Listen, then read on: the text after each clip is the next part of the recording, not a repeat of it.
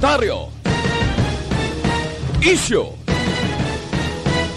serbisyo publiko. Aksyon Radio!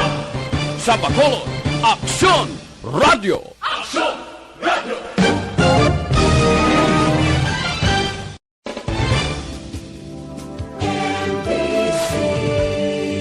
Manila Broadcasting Company. Sa balita, komentaryo, isyu, serbisyo publiko. Aksyon Radio! Sa Bacolod, Aksyon Radio! Aksyon Radio!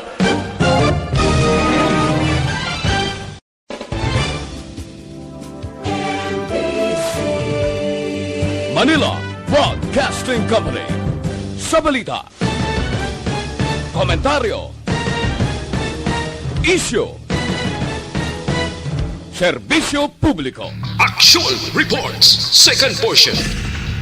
Di kalidad, kag madalong nga mga analisis sa pinakainit na balita sa bilog na probensya kag nasyon. Aksyon Reports, second portion. Patas kag balanse nga komentaryo sa mga issues kag mga balita nga nagaapekto sa mga pumuluyo sa adlaw-adlaw nga tanan.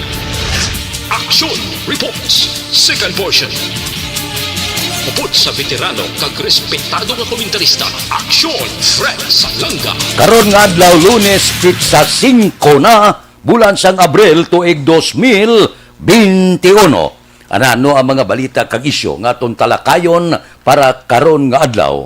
Ining balita kag isyu idulong sa aton sang D3 Bayo. Dako ang mabulig sini sa pagkakasang kagaw nga nagtapik sa aton lawas, tambal sa ubo, sipon kag gilanat. Tag 14 pesos lang. Produkto sang klinika di alternatibo. Kagiladulong man sa aton sang DTX 500. May detoxifying compound nga nagatinlo sa inyo dugo kagatay. May mga aktibo siya nga panakot, phytochemical, antioxidant, pangunta sa mga pamalatian. Kung mataas ang kolesterol, mataas ang blood sugar, bangod sa diabetes, DTX 500 na ang aton sini kinahanglan. Gamiton adlaw-adlaw nga tanan. Ang DTX 500 mabakal na pagi sa online kag pwede ma-deliver sa tagsa ninyo ka mga puluya. Aksyon Radio Philippine Standard Time las 6:41. Kahapon sa kapihan sa Aksyon, upod kay Aksyon Boy Duran, naga-monitor kita kay Mayor Bing Leonardia.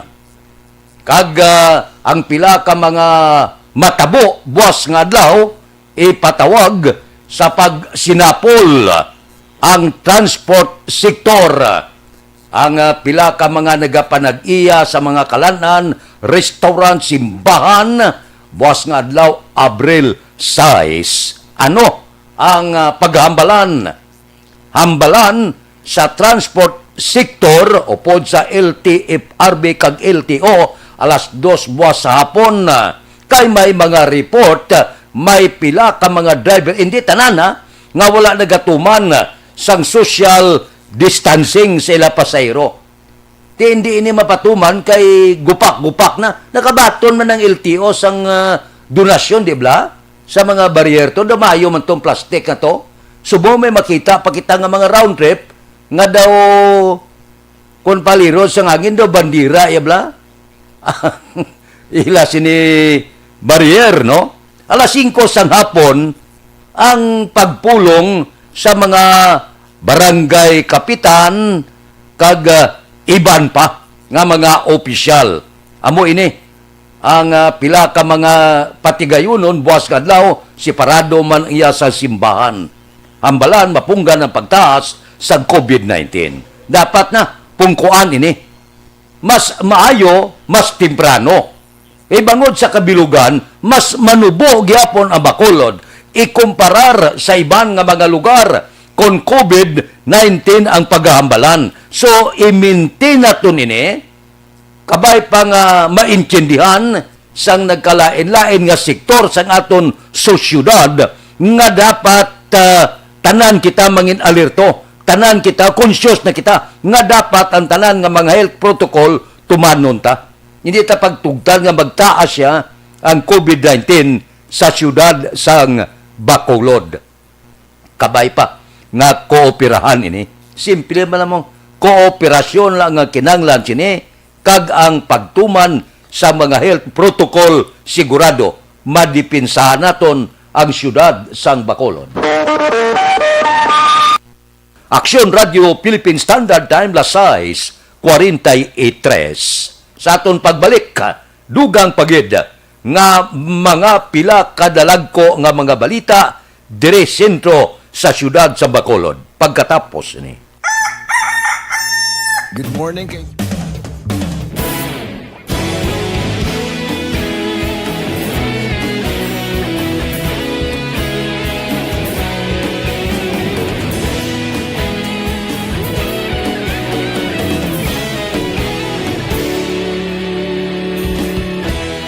Agapasang banwa, mabugnaw nga hangin agadapyan na.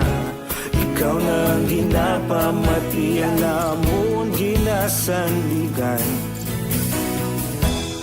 Tingog sang probinsya, kamatuuran ginapalap na.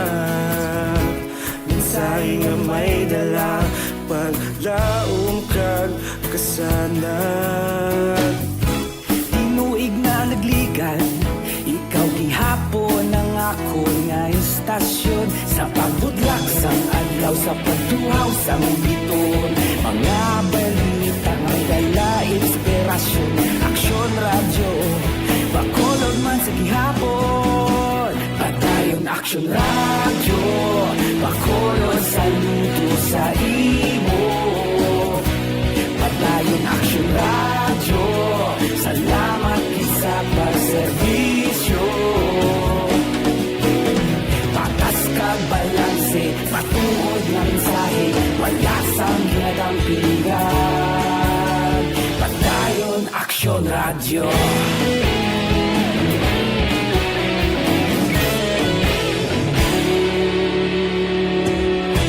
Bacolod nun kag Negrosanon, inyong pamatian. Istasyon nga nagapalaplag sang kamatuuran. Mabakod nga prinsipyo, reporter handa sa serbisyo. Kahapon, karon kag sa gihapon, kita magapadayon.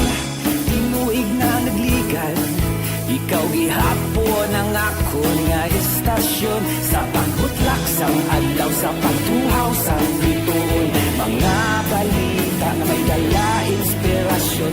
Aksyon radyo, Bacolod man sa gihapon. Padayon Aksyon radyo, Bacolod saludo sa imo.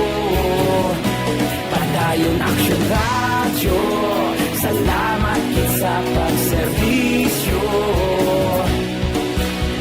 Patas kag balanse, matuod nga mensahe, wala sa ginadampigan. Padayon Aksyon radyo.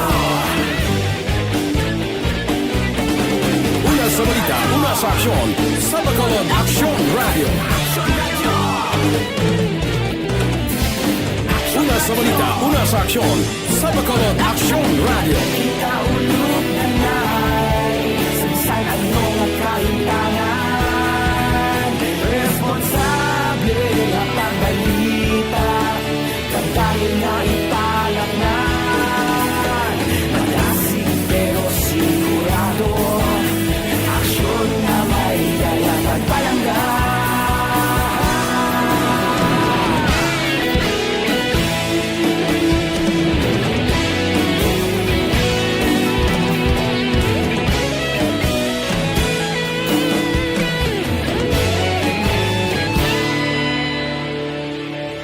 Padayon Aksyon radyo, Bacolod saludo sa imo.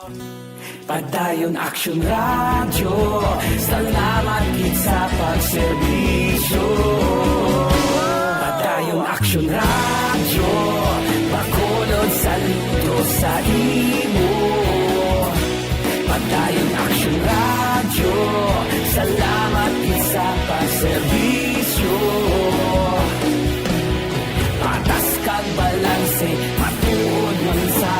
Malasang ginagampagan. Padayon Aksyon Radio.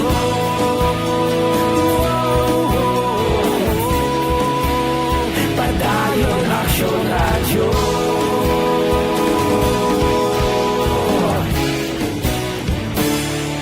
Padayon Aksyon Radio.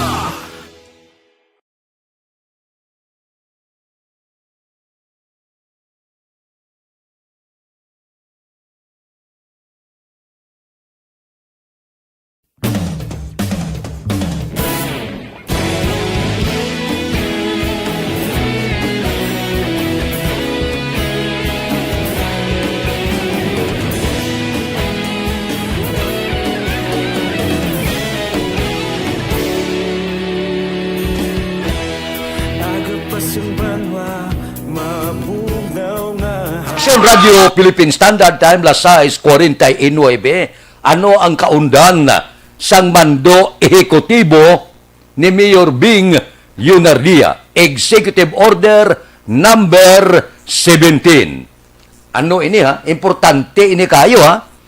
Ipatuman ang maximum nga 30% nga kapasidad sa mga dine-in restaurant, mga fast food, mga food retail establishment, supermarkets, grocery.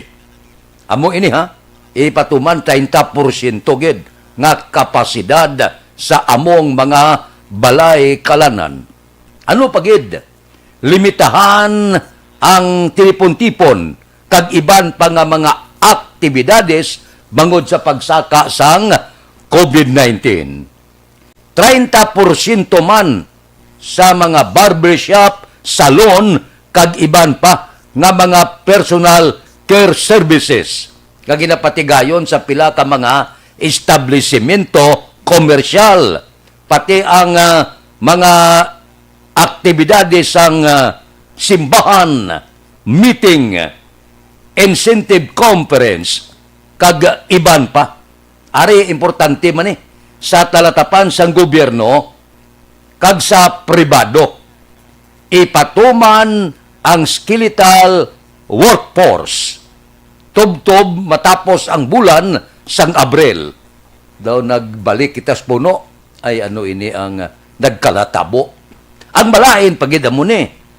Bangod sining pag-ibwal naman sang COVID-19, ang mga ekonomista nagpalayag nga posible magasarurot pagid ang ekonomiya sang pungsod Pilipinas. Nagligad to mga 4 milyones ang nagsiling nga wala trabaho sobra. Karon bangod sa pagsakag kapag ibwal naman sang COVID-19, posibilidad magadugang naman ini siya sa halit sang aton ekonomiya. Tani na uli-ulian na kita, ambot kung sa anong rason, gulpi naman umibwal ang COVID plus nagbuto pa siya sang variant nga iban.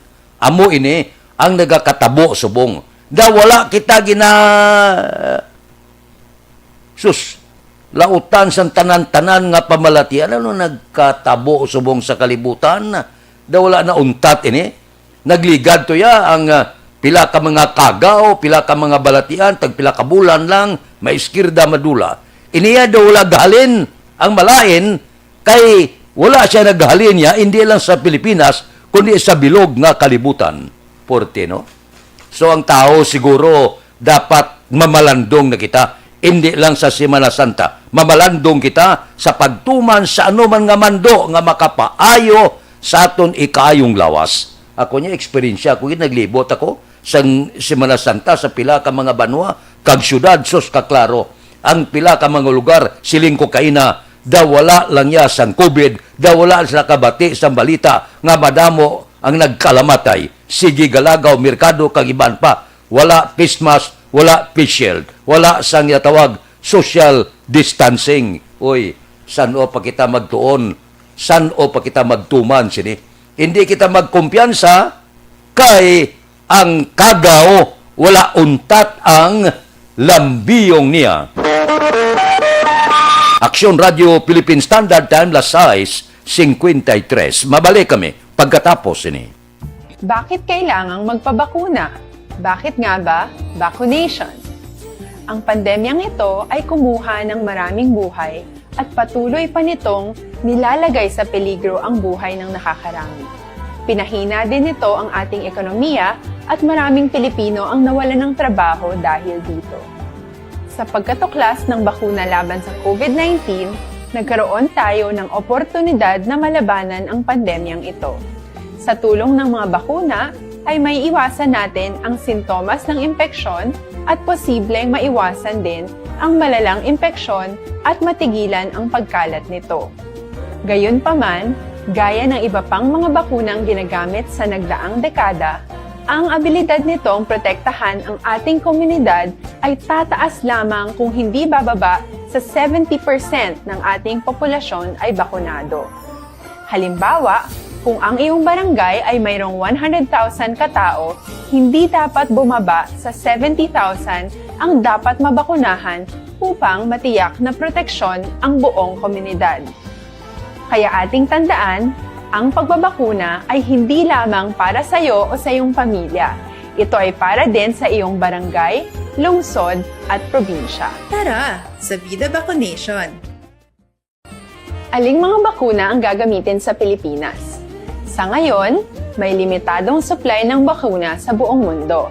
Sa katunayan, halos 80% ng stock sa buong mundo ay nabili na ng mga mayayamang bansa. Dahil dito, walang iisang kumpanya ang maaaring mag-supply ng 110 million na bakuna sa Pilipinas, kaya naman nakikipag-usap ang ating gobyerno sa 7 manufacturers. Sinisiguro natin na ang mga bakuna na to ay makakatanggap ng Emergency Use Authorization at kung may EUA sila, doon lamang sila bibilhin at gagamitin ng ating gobyerno para sa ating vaccination program. Nagbibigay ang EUA ng assurance o katiyakan na ang bakuna ay dumaan sa masusing pagsusuri at nirerekomenda ng mga independent na eksperto sa atin. Hindi mo rin kailangan mag-alala. Ang bakuna laban sa COVID-19 ay hindi magbibigay sa iyo ng COVID na sakit. Tara, sa Vida Vaccination! Magkano ang babayaran ko para mabakunahan? Ibibigay ng gobyerno ang bakuna ng libre. Wala kang dapat bayaran para magpabakuna. Tara, sa Vida Vaccination! Sino ang unang makakapagpabakuna? Dahil kailangan nating masiguradong patuloy na makakapagtrabaho ang ating health system para maalagaan tayo, ang mga medical frontliners ang unang makakatanggap ng bakuna. Susunod dito ay mga eligible na senior citizens dahil sila ay nasa greatest risk ng severe infection o kamatayan. Alam natin ito dahil sa ating lokal na datos na mas mapanganib ang COVID-19 sa mga matatanda. Ang pagkakasunod-sunod na kung sino ang unang makakatanggap ng bakuna ay natukoy sa tulong ng mga eksperto. Tara, sa Vida Vaccination! Kailan at saan ka dapat magpabakuna? Ang inyong national government ay nakikipag-ugnayan sa mga lokal na pamahalaan upang maihatid ang bakuna sa inyo. Ang lokal na pamahalaan or LGU nyo ang maghahanda ng pagpaparehistro at pag-ayos ng schedule ninyo sa pagpapabakuna. Mangyaring abangan ang anunsyo at instructions na magmumula sa inyong mga mayor or governors ukol dito. Tara, sa Vida Vaccination! Ano ang kailangan mo bago magpabakuna? Habang hinihintay natin ang pagdating ng mga bakuna, kumuha lamang ng impormasyon sa mga mapagkakatiwalaang sources. Magtanong lamang sa mga licensed medical professionals ukol sa wastong pagbabakuna para sa COVID-19. Matuto rin tayong mag-verify ng ating mga nababasa o naririnig. Tanging tamang impormasyon lamang ang makakapaggabay sa atin sa ating desisyon na magpabakuna. Ang inyong health history... Pag-ahiwato, no? Karong adlaw, niya blang nagapangakot basura ining IPM CDC diri sa siyudad sa Bacolod. Ambot kung may bidding, kung may magpasakop bago, nga luyag ya magpasimpalad, base pala magdaog sa bidding nga manugakot basura diri sa siyudad sa Bacolod. Pero laban-laban na IPM CDC magyapon siguro ang manugakot basura diri sa syudad sa Bacolod. Ako niya wala kabilinggan kung ano man ang manugakot sa basura, ang importante lang nga ginatutukan ang ila obligasyon. Importante lang niya nga mahakot ang basura sa natalana nga schedule. Amula na yung akon, basta natala nga schedule, magakot lang basura, no problem. Kung sino man nagdaog da sa bidding, basta nga ang serbisyo maayo. Ega monitor kita kay Hureshap, ang konsultan sang IPM CDC, may mga plano sila nga kung magdaog man sila sa bidding, gabi sila maghakot basura. Sa rason ni Hureshap nga kung gabi kuno, malikawan ang traffic kag hindi mangin suray o kung ay sor ang basura kun aga. Para sa kun okay man, no? Kung gabi, basta siguruhon nga pagkaga kun itinlo. Pagwa mo, tinlo ang ugsaran mo, tinlo ang mga kabaranggayan, daw mayo, no? Hindi siya to ay sor sa syudad sa Bacolod. Inakon magdaog, liwat IPM CDC, inakon may maingkwento sa bidding. Sa nasiling ko na, sinoman ang magdaog o kon ang IPM CDC gihapon ang manugakot basura, basta tungdan ng ila obligasyon, no problem para sa akon. Hinablang schedule gid. Kung schedule Lunes, Martes, kinalan ara gid ang manugakot sang basura. Kung tungdan ini, sang sinuman nga magadaog o kung liwat naman ang IPM CDC, okay lang para sa akon. Basta husto ang serbisyo. Aksyon Radio Philippine Standard Time, last 7. Mabalik kami pagkatapos ini.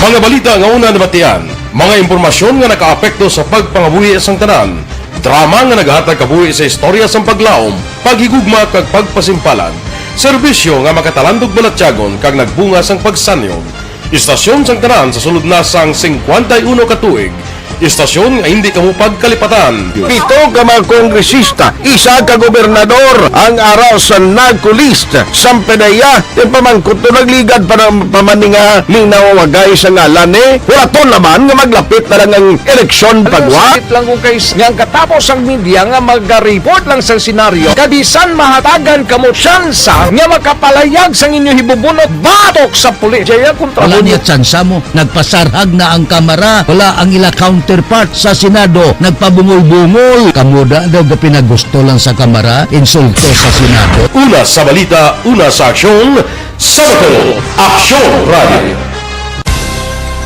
Today, DOA is confirming that a 38-year-old female Chinese patient under investigation, or PUI, is positive for the novel coronavirus 2019-10-CoV. I issued an order to Executive Secretary Major Dia clearly laying down the responsibilities of each department in implementing the Bayanihan to Heal as One Act. Makabig nga pinakadako nga hangkat nga natubang sang pungsod Pilipinas ang COVID-19 pandemic. Tanan nga sektor ang apektado. Tanan nga kinahanglan sang pagtamod kag nagakaigo nga pagserbisyo. Bisan pa ang industriya sang pagwaragwag nagapangatubang sang kaangay nga pagpanghangkat. Apang Aksyon Radio Bacolod wala nagbiya sa pagpangalagad sa kahanginan sa pihak sang kabudlayan, peligro kag risgo nga dulot sang pandemya.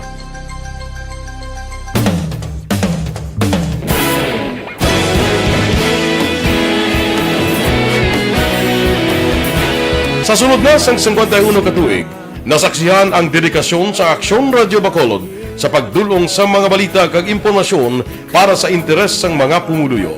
Pila na ka henerasyon ang nag-agi, komitido sa gihapon ang Aksyon Radio Bacolod nga mag-alagad sa kahanginan nga tampad, wala sang ginadampigan kag ginahalungan ang kamatuuran. Sa tunga sang mainit nga away sa politika, ang istasyon nagapabilin na nga patas sa pagtalakay sa mga isyu kag problema. Bilang tagbantay sa kamatuuran, ginatagan sa importansya ang tawhanon nga kinamatarong kag nagakaigo nga proseso agud mawaragwag sang husto ang balita kag malikawan ang paglaptas ang salak nga impormasyon. Sa pagluntad sang kalamidad, gindulong sa inyo ang sitwasyon sa palibot kag padayon nga nagahatag sang pahanundom agud maluwas ang kaugalingon, ang pamilya, kalakip na ang tanan nga kaaksyon.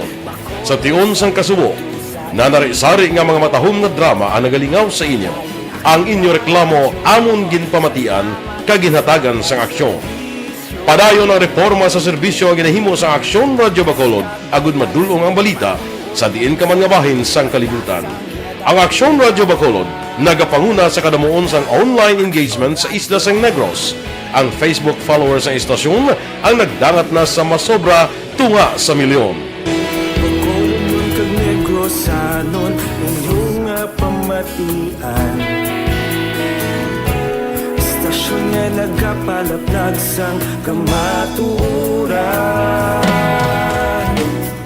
Humalin sa tutubtub subong, nagapanguna sa gihapon sa balita, serbisyo publiko kag kalingawan ang Aksyon Radio.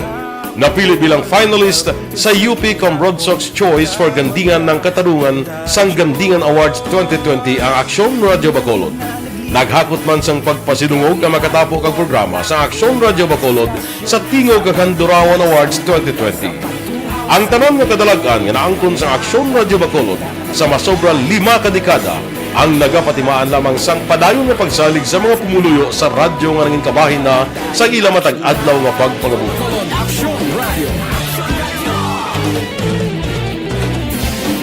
Una sa balita, una sa aksyon, sa Bacolod Aksyon Radio.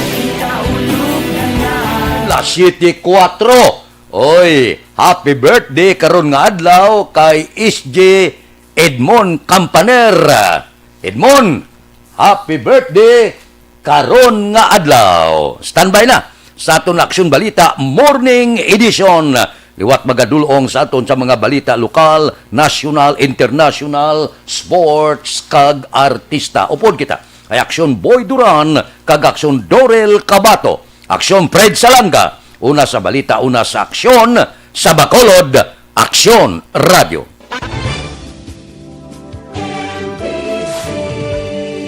Manila Broadcasting Company.